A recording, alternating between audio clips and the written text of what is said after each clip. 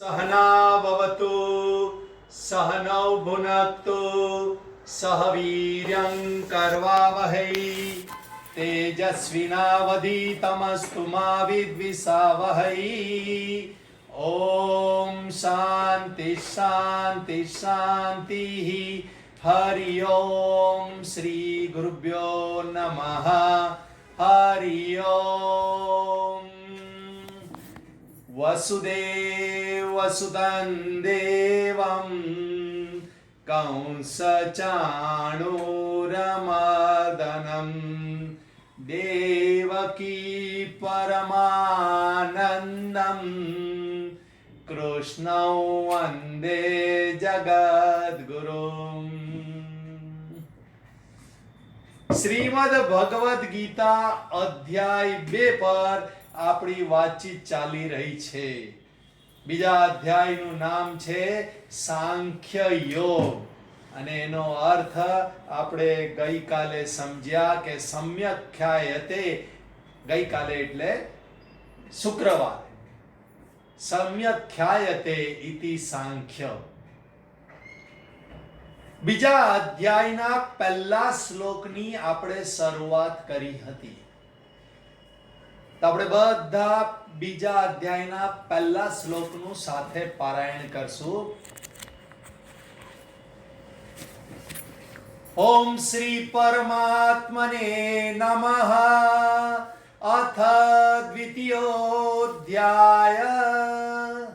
સંજય ઉવાચ तं तथा कृपयाविष्टम् अश्रुपूर्णाकुलेक्षणम् विसीदन्तमिदं वाक्यम् उवाच मधुसूदन।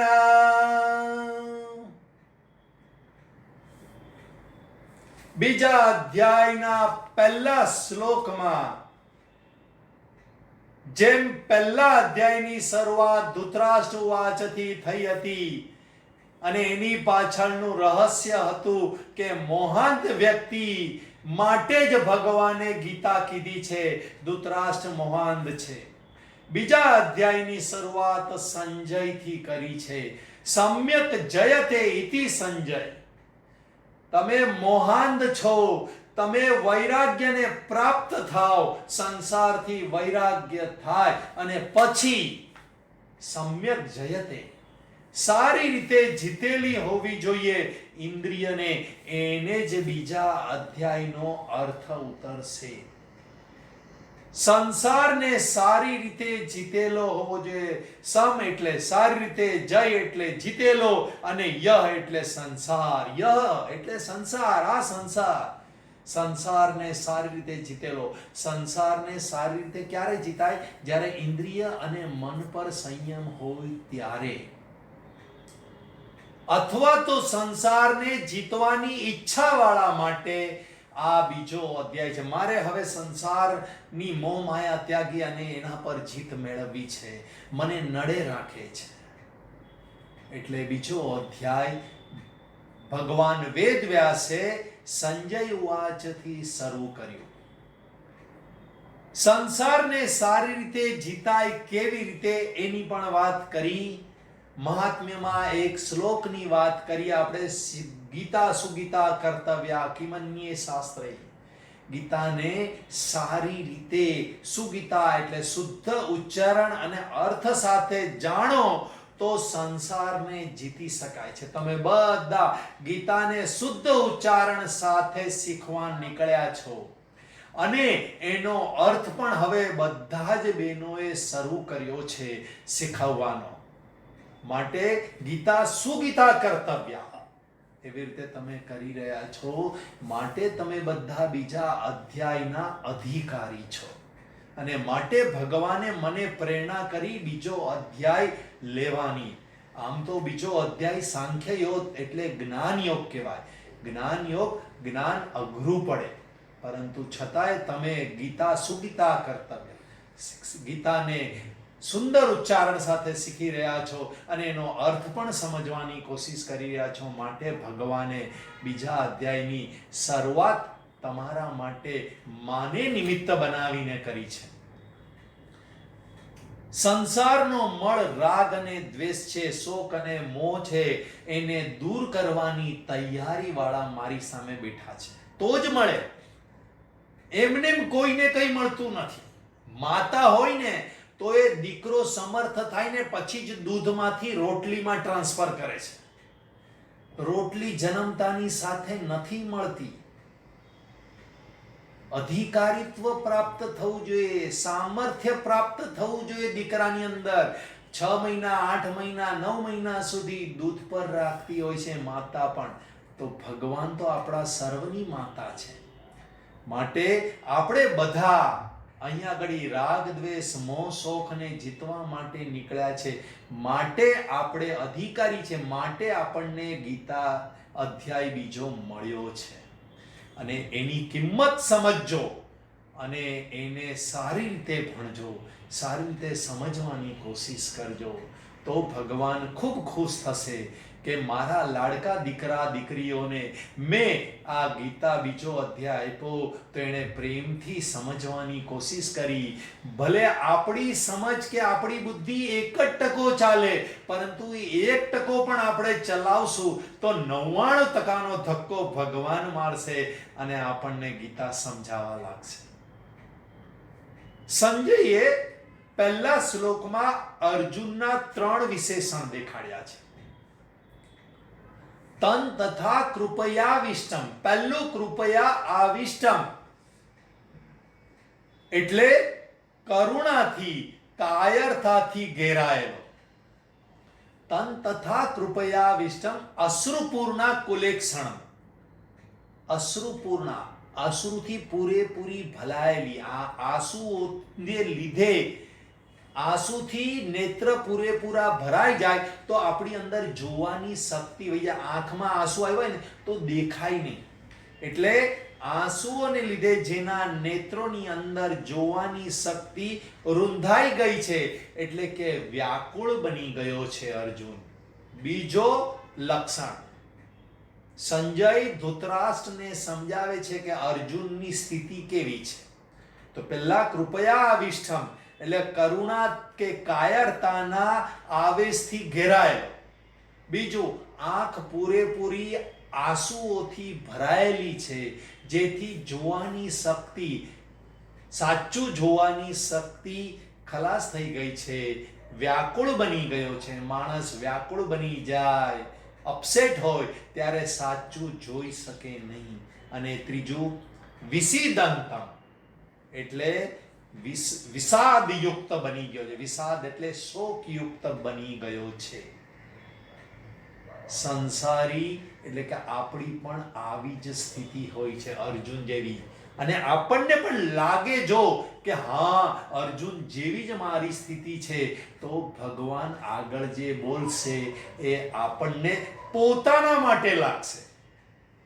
હા, મારી પણ અર્જુન જેવી સ્થિતિ છે, માટે મારા માટે જ આગળનો ઉપદેશ છે. પહેલી સ્થિતિ, આ 3 સ્થિતિને બરાબર સમજીએ. પહેલી, કાયરતા કે કરુણા થી ઘેરાયેલા છે આપણને સંસારમાં કેટલાય દુઃખો છે, કેટલાયમાં કાયરતા આવી ગઈ છે કે નહીં, હું કરી નહીં શકું, હું નહીં કરી શકું. ગીતા બોલવામાં પણ ઘણા બધા કે હું કંઈ નહીં કરી શકું, મને આવડશે નહીં, મારાથી પાકું નહીં થાય. આ કાયરતા છે. ભગવાને મનુષ્યને પૃથ્વીલોક પર અને એ પણ હિન્દુસ્તાનમાં આ જન્મ આપીને, આ પવિત્ર ભૂમિમાં જન્મ આપી અને શાસ્ત્રો સાથે આપ્યા હોય અને આપણે ન પાકું કરી શકે એવું શક્ય જ નથી. જેવી રીતે માં આપણા સામે, બાળકની સામે થાળીમાં રોટલી દાળ ભાત શાક ધરી દેતા હોય તો એ બાળક આ રોટલી દાળ ભાત શાક ખાવાને સમર્થ જ હોય. આ બરાબર સમજો. તમારી ને મારી સામે રામાયણ, મહાભારત, ગીતા, ભાગવત આ બધું ધરી દીધું છે. એનો મતલબ જ એ છે કે આપણે આ પચાવવાને સમર્થ છીએ. આવો વિશ્વાસ રાખજો. અને કોઈ વસ્તુ ન સમજાય તો તમે માતાનું ઉદાહરણ બરાબર ઘટાવી લેજો, કમ્પેર કરી લેજો તો તમને સમજાઈ જશે. માતા અસમર્થ બાળક હોય ને એની સામે ભોજનની થાળી ધરે જ નહીં, દૂધનો કટોરો જ ધરે. બેટા તું દૂધ પી, હા તું દૂધ જ પી શકશે. તું હજી નાનો છે બેટા. પરંતુ આપણે હિન્દુસ્તાનમાં જન્મ્યા છે, આર્ય ભૂમિમાં જન્મ્યા છીએ, એટલે આર્ય ભૂમિમાં જન્મ્યા છીએ એટલે આપણી સામે શાસ્ત્ર ધરી દીધા છે. આપણે એકે એક શાસ્ત્ર પચાવી શકવાની ક્ષમતા ધરાવીએ છીએ. એટલે કાયરતા કે કરુણાના આવેશથી, દુઃખના આવેશથી મુક્ત થઈ જજો. દુઃખ માટે આપણને આ મનુષ્ય જન્મ આપ્યો નથી. દુઃખ માટે તો નિમ્નતર યોની છે, પશુ યોની, પક્ષી યોની, કીટક યોની. આ બધી યોનીઓ દુઃખ ભોગવવા માટે છે, મનુષ્ય યોની દુઃખ ભોગવવા માટે નથી. માટે આ પહેલું જે અર્જુનનું છે ને લક્ષણ, એમાંથી આપણને મુક્ત થવા માટે સંજયે આ પહેલું લક્ષણ મૂક્યું કે અર્જુન આવો થયો માટે ભગવાને ગીતા કેવી પડી. અર્જુન આવો સંસારી હતો માટે ભગવાને ગીતા કેવી પડી. માટે દુઃખના આવેશ આજે ખંખેરી નાખીએ આપણે બધા. કોઈ દુઃખ નથી, મને કોઈનું દુઃખ નથી, કોઈ પ્રકારનું દુઃખ નથી. બસ કૃપયા આ વિષ્ઠમમાંથી બહાર નીકળી. પછી અશ્રુપૂર્ણા કુલેક્ષણમ, આંખો અશ્રુથી ઘેરાઈ ગયેલી છે. આપણે મનની અંદર એટલા બધા દુઃખો લઈને બેઠા છીએ કે આપણે એને ચીટકીને બેઠા છે. છોડી દો. અને એ મનની અંદર આવ્યા છે એટલે આંખની અંદર આંસુઓ ભરાઈ ગયા, દુઃખરૂપી આંસુઓ ભરાયેલા છે. એટલે આપણને આપણું કલ્યાણ દેખાતું નથી. મારી સામે બેઠેલા મોટે ભાગના લોકોના જીવનમાં હવે એવો સમય આવી ગયો છે કે પોતાના કલ્યાણ સિવાય કોઈ પણ કામ ન કરવા જોઈએ. કોઈ પણ નહીં. આ જોતા આવડવું જોઈએ. જો આંખમાં આંસુ એટલે કે મનમાં આ દુઃખો કે કોઈનો રાગ દ્વેષ ભરેલો હશે તો સાચું દેખાશે નહીં. વિવેક બુદ્ધિ નહીં હોવી, એને જ અહીંયા કીધું અશ્રુપૂર્ણા કુલેક્ષણમ. વિવેક નથી રહ્યો. માટે બીજું કે આપણે હવે નિશ્ચય કરી લઈએ કે હવે પરમાત્માના રસ્તે ચાલ્યા સિવાય હવે આપણું કોઈ કર્તવ્ય નથી. અને મનુષ્ય જન્મનું એક અને એકમાત્ર કર્તવ્ય છે કલ્યાણ કરવું. બસ પરમાત્માને પામી લેવા. અને ત્રીજું વિષીદંતમ, શોકયુક્ત થઈ ગયો, દુઃખથી ભરાયેલો છે. આ બધા કાયરતાના આવેશને લીધે હું કંઈ કરી નથી શકતો એટલે દુઃખ પડે છે. મારું કોઈ સાંભળતું નથી એટલે દુઃખ પડે છે. મારું કંઈ ચાલતું નથી એટલે દુઃખ પડે છે. આવા દુઃખથી યુક્ત આપણે છીએ. કાયર બની ગયા એટલે આંખમાં આંસુ આવ્યા અને દુઃખથી ઘેરાઈ ગયા. બસ અર્જુનના જેવી જ સ્થિતિ આપણા બધાની છે. આગળ શ્લોકમાં કહે છે વાક્યમ ઉવાચ તન તથા કૃપયાવિષ્ટમ અશ્રુપૂર્ણા કુલેક્ષણમ વિષીદંતમ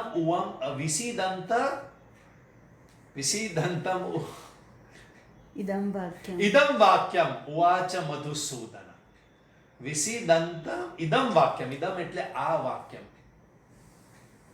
હવે વાક્યમ શબ્દ આની અંદર વાંચ્યો એટલે વાક્યમ. ભગવાન બોલ્યા નહીં, ભગવાન આવા વાક્યો બોલ્યા છે એમ કહેવા માંગે છે. કેમ એવું સંજય કહે છે? કારણ સંજયને બધી ખબર છે. તમને બધાને ખબર હશે મહાભારત સંજયે ધૃતરાષ્ટ્રને 10મા દિવસે કીધું છે. 10 ગીતા તો સંજયે સાંભળી લીધી. 10 દિવસનું યુદ્ધ થઈ ગયું. ભીષ્મ પિતામહ બાણશૈયા પર પડ્યા એટલે ધૃતરાષ્ટ્રને ખબર પડી. ધૃતરાષ્ટ્રે અર્જન્ટલી સંજયને બોલાવ્યો અને કીધું પોસિબલ જ નથી. ભીષ્મ પિતામહ બાણશૈયા પર, અને તો એને તો ઈચ્છા મૃત્યુનું વરદાન છે. એ કેવી રીતે મૃત્યુ શૈયા પર પડ્યા હોય? તું મને વિસ્તારથી કે. અને માટે સંજયે શરૂઆત કરી સંજય ઉવાચ, એમાં એને કહ્યું વાક્યમ ઉવાચ, એટલે સંજયને તો ખબર છે કે ભગવાન આગળ કેવા કેવા વાક્યો કહેવાના છે. ભગવાનની હવે પછીની વાણી અદ્ભુત છે. અર્જુન જે ધર્મના વાઘા પહેરી કર્તવ્ય છોડી રહ્યો હતો, આપણે પણ એવી રીતે ઘણી બધી વાર કર્તવ્ય છોડી દઈએ છીએ, આપણે ધર્મના વાઘા પહેરીને. એટલે બરાબર તમે પોતાની રીતે વિવેક કરજો. આ અર્જુન પણ ધર્મના વાઘા પહેરી અને કર્તવ્ય છોડી રહ્યો હતો, માટે ભગવાને કડક વાણીઓ કહેવાની છે. એટલે પહેલું, આઘાત પહોંચનારી વાણીઓ કહેવાના છે, એટલે વાક્યમ શબ્દ વાપર્યો. બીજું, ખળભળાવી નાખનાર છે, હલાવી નાખનાર છે વાણી, એટલે એમણે સંજયે વાક્યમ શબ્દ વાપર્યો. ત્રીજું, પોતાના દોષનું ભાન કરાવનારી વાણી છે. કૃષ્ણ પરમાત્મા અર્જુનને એના દોષનું ભાન કરાવનારી છે, અને દોષનું દર્શન કોઈ પણ કરાવે એટલે આપણું છટકી જાય. મને કીધું જ કેમ? આવી રીતે દોષનું દર્શન કોઈ આપણને કરાવે એ આપણને ગમે નહીં. અને માટે સંજયે કીધું કે ભગવાન છે ને સીધું અર્જુનને એના દોષનું દર્શન કરાવવાના છે, માટે હલી જવાનો છે. ચોથું, કલ્યાણની જિજ્ઞાસા જાગૃત કરનારી વાણી કહેવાના છે. દોષનું દર્શન કરીને અટકી નથી જવાના. સામાન્ય સંસારી હોય ને, દોષનું દર્શન કે તું આવો છે, તું આવી છે, તને કઈ ખબર નથી પડતી, આટલું કહીને અટકી જાય ના. આગળ કહેવાનું, જો ભાઈ તને નથી આવડતું, પરંતુ તું આવી રીતે કરશે તો તારું કલ્યાણ થશે. આને કહેવાય પૂર્ણ વાક્યમ, એટલે વાક્યમ શબ્દ આવ્યો. ભગવાન અર્જુનના દોસ્તો દેખાડશે, પરંતુ દોસ્તથી નીકળવાના રસ્તા અને પછી કલ્યાણની જિજ્ઞાસા ઊભી કરવાના વાક્યો, અને કલ્યાણ થાય નહીં ત્યાં સુધી ઉપદેશ આપવાના છે. અને પાંચમું છે કારણ, અર્જુન વાણીના પ્રભાવથી ભગવાનનું શિષ્યત્વ સ્વીકારનારો છે. ભગવાન જ્યારે કહેવાના છે ત્યારે અર્જુન પછી ભગવાનનું શિષ્યત્વ સ્વીકારવાનો છે. એ ઉત્તમ વાક્ય છે, એવું સંજય કહે છે. જ્યારે તમે શિષ્યત્વ ભગવાનનું સ્વીકારી લેશો, એનાથી કોઈ ઉત્તમ વાત નથી. આપણે બધાએ ભગવાનનું શિષ્યત્વ સ્વીકારવાનું. ભગવાન, હું તારા શરણે છું, હું તારો શિષ્ય છું, તું મને ઉપદેશ આપ. ભગવાન, મને સારા રસ્તે ચલાવ, મને ખબર જ નથી પડતી ભગવાન કે કયો મારા માટે સારો રસ્તો છે. તું જ મને સારા રસ્તે ચલાવ. મારાથી ઘડે ઘડે ભૂલો થાય છે, એટલે તું જ મને સારા રસ્તે ચલાવ. અને છેલ્લે સંજયે મધુસૂદન એવું સંબોધન ભગવાન માટે કીધું. ઇદમ વાક્ય મધુસૂદન. એટલે મધુસૂદન એટલે શું? તો કે મધુ અને કૈટવ નામના રાક્ષસને મારનાર હતા ભગવાન નારાયણ. એટલા માટે થઈને એ નારાયણનો જ અવતાર શ્રી કૃષ્ણ પરમાત્મા છે. માધે જ એનું નામ મધુસૂદન પડ્યું. સુદન એટલે નાશ કરનાર. હવે એની ટૂંકમાં વાર્તા કહું. પ્રલય કાળ વખતે વિષ્ણુના કાનના મેલમાંથી બે રાક્ષસ ઉત્પન્ન થયા, મધુ અને કૈટવ. જે બ્રહ્માજી વિષ્ણુની નાભિમાના સ્થાન પર રહેવાવાળા હતા, તેને મારવા માટે આ બે દોડ્યા રાક્ષસો. વિષ્ણુજી યોગ નિંદ્રામાંથી જાગ્યા અને બંને રાક્ષસનો નાશ કર્યો. આ છે વાર્તાનક. વાર્તાની પાછળનું રહસ્ય છે.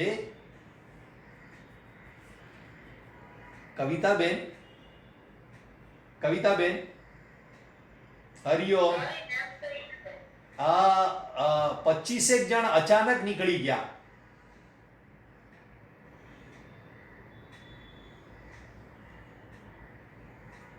કઈ થયું છે? ચાલો જોજો, વાંધો નહીં. હવે આનું રહસ્ય છે. મધુ કૈટવ નું રહસ્ય છે કાનનો મેલ. કાનનો મેલ એટલે શ્રવણ દોષ, સંશય.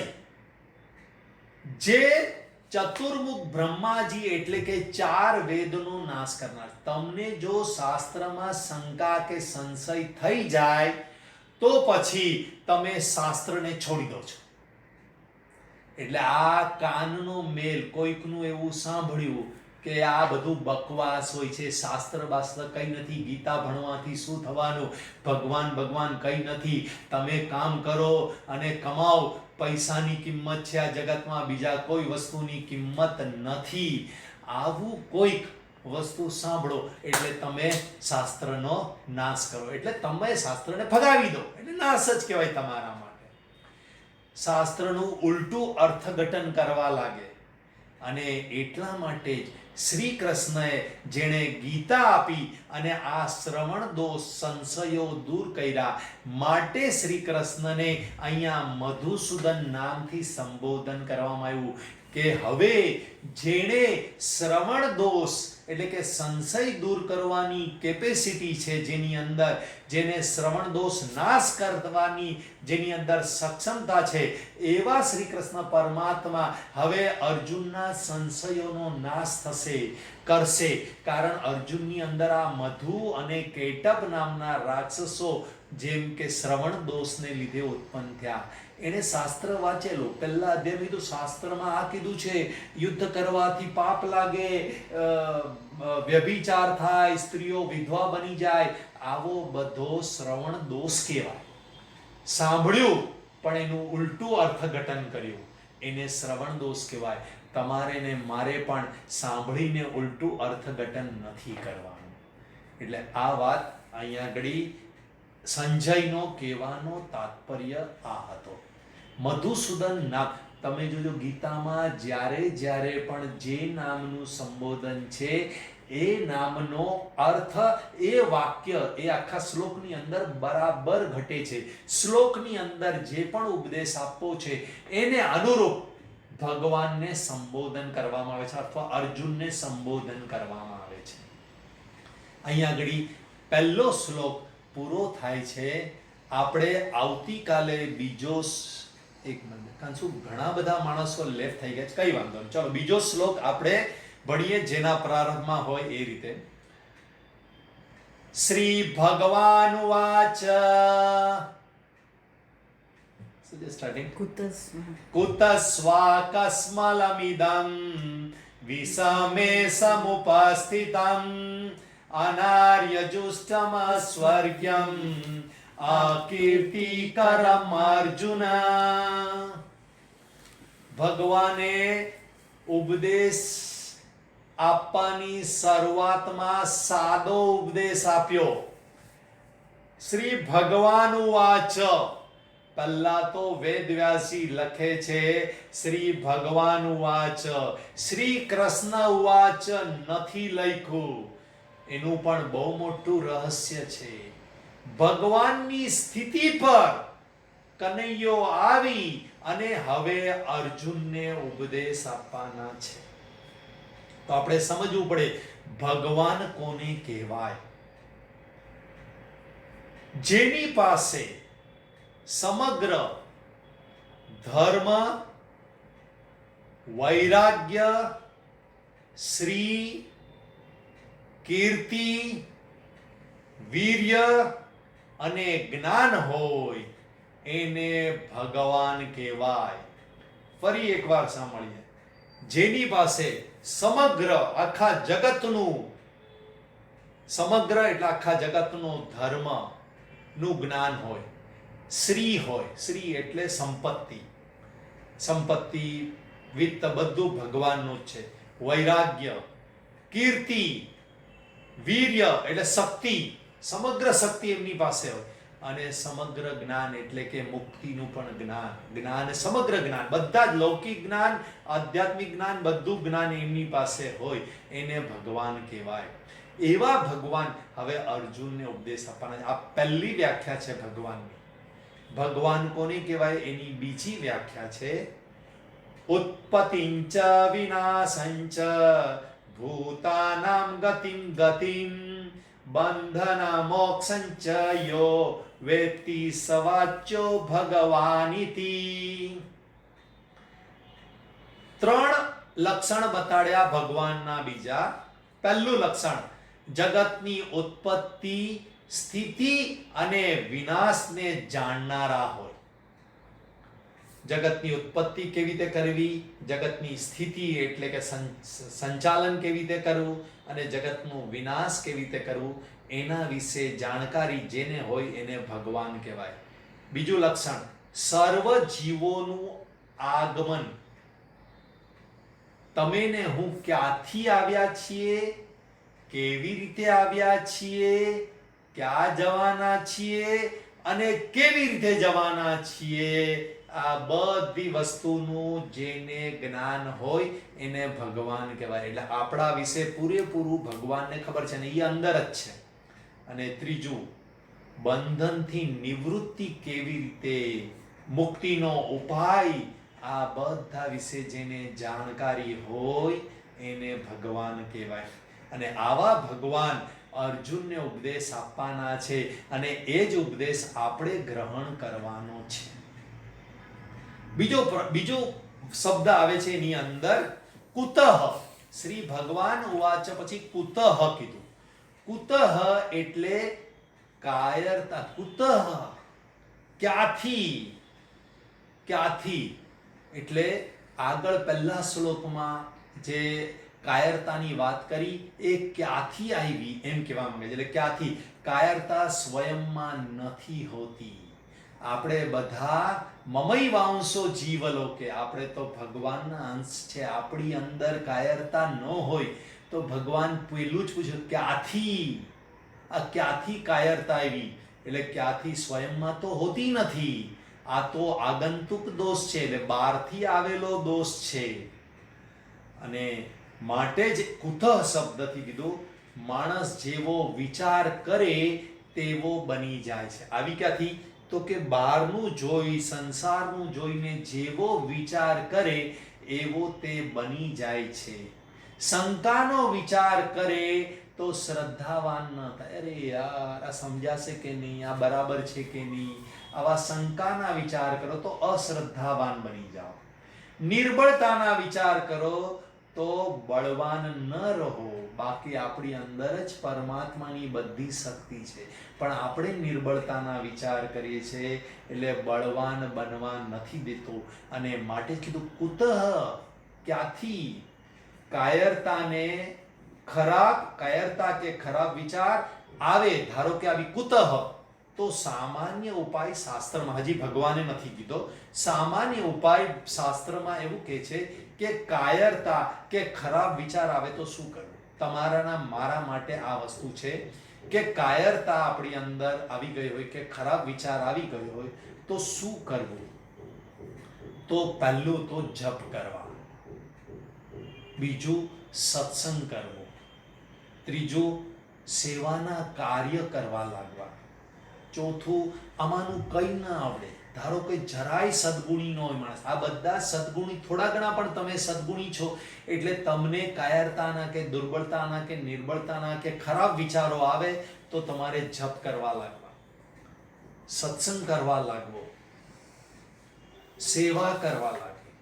ધારો કે આમાંનું કંઈ ન થાય તો એટલીસ્ટ કોઈકની સાથે વાતો કરવા લાગો, સંગીત સાંભળો. પરંતુ ખરાબ વિચારની અંદર લાંબો સમય સુધી નહીં રહેવાનું, એ વધારે ને વધારે દુર્બળ બનાવતા જાય છે. ભગવાન પણ આ જ વસ્તુ અર્જુન સાથે કરવાના છે. એને ખરાબ વિચાર આવ્યા તો લાંબો સમય સુધી ટકવા નહીં દીધો એ વિચારમાં. કુતસ્વા પછી કસ્મલ. કસ્મલ શબ્દ છે. કસ એટલે બાંધવું, કસીને બાંધે એમ બોલે ને, કસીને. કસ એટલે બાંધવું અને મલ એટલે મળ, મળ એટલે મેલ, મેલ એટલે મનનો મેલ. મનના મેલ શું છે તો કે રાગ, દ્વેષ, દુર્બળતા, શોક, મોહ, આ બધા મનના મેલ છે. આ મનનો મેલ બાંધનારો છે, આપણને સંસાર સાથે બાંધીને રાખે છે રાગ દ્વેષ. મોહ, દુર્બળતા, નિર્બળતા, આ બધું આપણને બાંધે. અરે યાર, મારું કોણ સંભાળશે, મારું શું થશે, મને કોણ સાચવશે, આ દુર્બળતા છે. જેને પેટમાં તમને સાચવ્યો એ આ 70 વર્ષની ઉંમરે તમને નહીં સાચવે. પરંતુ આપણી અંદર ખબર નહીં, વડીલોની અંદર તો ખાસ દુર્બળતા આવી જાય. અરે યાર, મને કોણ સાચવશે, લાચાર બની ગઈ છું હું. આ બધા દીકરા વહુ, 2 દીકરીઓ, કોણ સાચવશે મને, એના વગર મારું શું થશે, એ જ બધા મને સાચવવાના છે. ત્યારે તમને બધાને વિનંતી કે તમે ગર્ભમાં હતા એ પરિસ્થિતિને યાદ કરજો કે ગર્ભમાં હતા તો એ કોઈક સાચવનાર હતો 9 મહિના. તો આ દુર્બળતાના વિચાર છોડી દઈએ આપણે. કોણ સાચવશે? હાથી, કીડીને કણ અને હાથીને મણ મળી જ જાય છે. આ પશુ પક્ષીઓને કોણ સાચવે છે? ચલો, તમને બધાને ખબર છે, પક્ષીઓ ઈંડા મૂકે અને બચ્ચા નીકળે, થોડાક સમયમાં તો એ ઉડવા લાગે છે. પછી કોણ માં ને કોણ પિતા ને કોણ બચ્ચું, કોઈને કઈ ખબર જ નથી હોતી. પોતપોતાની રીતે ઉડતા હોય ને પોતપોતાની રીતે જીવતા હોય. પક્ષીઓ જ નહીં, પશુઓ પણ મોટા થઈ જાય એટલે પોતપોતાની રીતે જીવતા હોય. તો એને કોઈ દિવસ મોટી ઉંમરે દુર્બળતાના વિચાર આવે છે? તો શું આપણે પશુઓથી પણ ગયા ગુજર્યા છીએ? નહીં. દુર્બળતાના વિચાર નહીં કરો, સેવા કરો. ઘરના દરેક વ્યક્તિની સેવા કરો, દુર્બળતા નહીં કરો. મારું કોણ સંભાળશે? છોડો, ભગવાન મારું સંભાળશે. હું તો બધાની સેવા કરું. મને થોડી સંભાળવાની જરૂર છે, હું બધાને સંભાળું. આવી ઉત્સાહ, આવો અંદર અસ્મિતા તમારી અંદર જાગૃત કરો. મને કોણ સંભાળે? મને કોઈ સંભાળવાની જરૂર નથી, હું બધાને સંભાળીશ. ભલે 70-80 વર્ષની ઉંમર થઈ હોય. આવો ઉત્સાહ નિર્માણ કરો. આ જ ઉત્સાહ કનૈયો અર્જુનની અંદર નિર્માણ કરવાનો છે. આપણી અંદર પણ શરૂઆત કરી દો આ ઉત્સાહ લાવવાની. એટલે કસ્મલ આપણી અંદર ન હોવો જોઈએ. કુતસ્વા કસ્મલમિદમ, ભગવાને કીધું આ કસ્મલ ક્યાંથી આવી ગયો? મનનો મેલ તો કાયર બનાવશે, બાંધશે તને જગત સાથે. મળ સાથે બંધાય જ નહીં, તેના માટે શું કરવું? હવે આવા વિચાર આવે અને એની સાથે આપણે બંધાઈએ જ નહીં, તો એના માટે શું કરવું? તો મનમાં ભલે જન્મોના દોષો ભરેલા, આપણા તો જન્મોના મનમાં દોષો ભરેલા છે. દોષોના વિચાર ભલે આવે, પરંતુ એને પકડો નહીં, નહીતર એ કાયર બનાવી દેશે. અહીંયા ઘડી સમય પૂરો થાય છે. ઓમ પૂર્ણમદઃ પૂર્ણમિદં પૂર્ણાત પૂર્ણમુદચ્યતે પૂર્ણસ્ય પૂર્ણમાદાય પૂર્ણમેવાવશિષ્યતે. ઓમ શાંતિ શાંતિ શાંતિ. હરિ ઓમ. શ્રી ગુરુભ્યો નમઃ. હરિ ઓમ.